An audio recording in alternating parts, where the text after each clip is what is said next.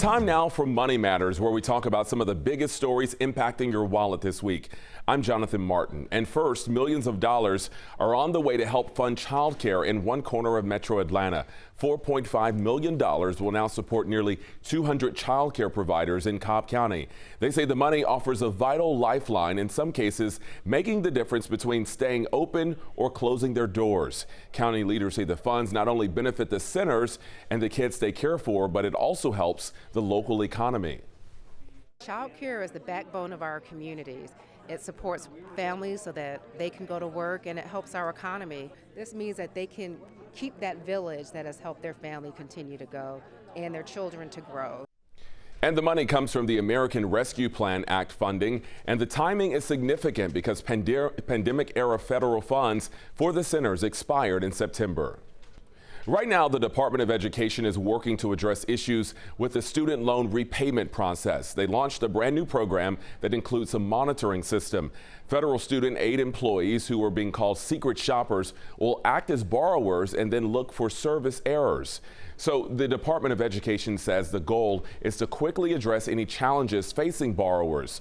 Loan payments for millions restarted just last month following a pause during the pandemic that lasted more than 3 years.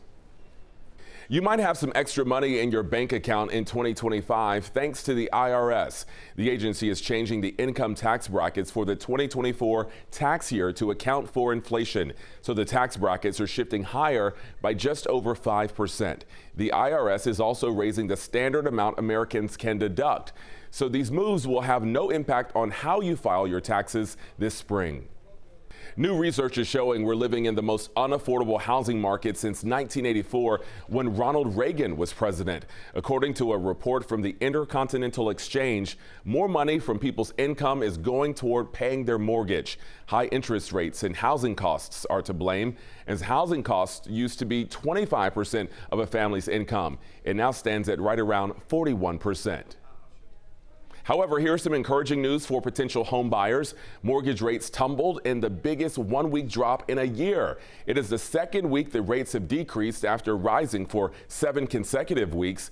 According to data from Freddie Mac, the 30-year fixed-rate mortgage fell to an average 7.5% in the week ending of November 9th.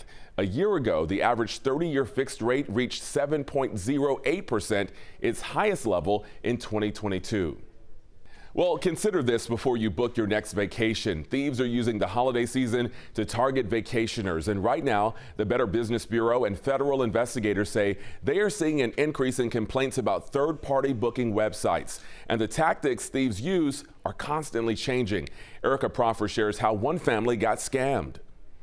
So here's him with these views, walking down that little boardwalk. It's no wonder why Jacob Danny loves taking his wife and toddler to national parks. Exactly. The hikes, just throwing rocks in the river. That's sights. Everywhere a toddler will allow you to go. But getting here to Yosemite National Park was not the experience they wanted. It's been quite the process.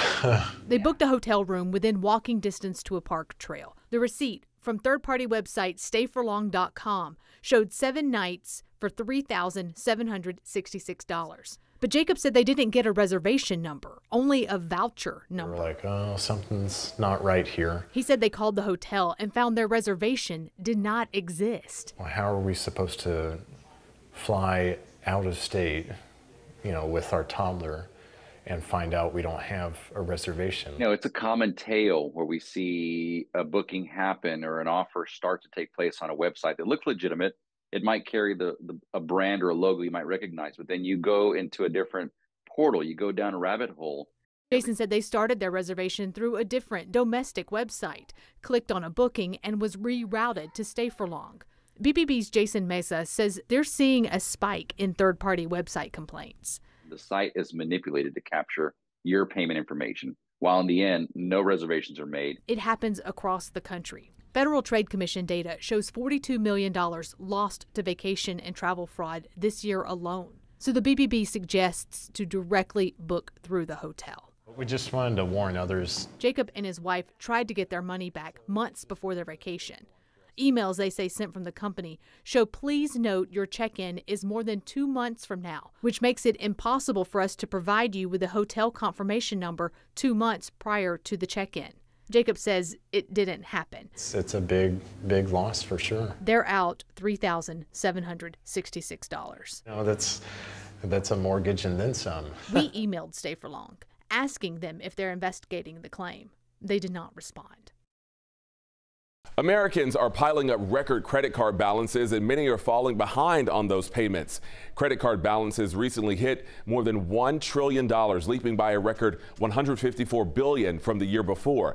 That's according to the Federal Reserve Bank of New York. Now, the year-over-year increase is the largest since the Fed started tracking this data in 1999. Household debt increased by 1.3%. And the latest data also showed the rate of households missing loan payments was the highest since the end of 2011. When you visit a bar or restaurant, how much do you tip? Well, a new poll is revealing that many Americans are shortchanging their servers. Less than a quarter of people leave 20% or more in a restaurant, and more than half say they tip 15%. And 2% say they just don't tip at all. Well, the study found younger adults are more likely to be more generous with their tips than older people. If you're hosting Thanksgiving this year, get ready for some sticker shock. This year's feast is likely going to cost you more. Reporter Cole Higgins has 5 tips on how you can cut the costs on Turkey Day. It's the Super Bowl of all the food holidays, Thanksgiving, and this year's feast is likely going to cost you more. Although turkey prices are down, side dishes are expected to be more expensive this year compared to last year. That's according to Wells Fargo's new Thanksgiving report. That is the holiday. We clutter it up with so much other stuff, and we spend money until we're blue in the face. So what can you do to save?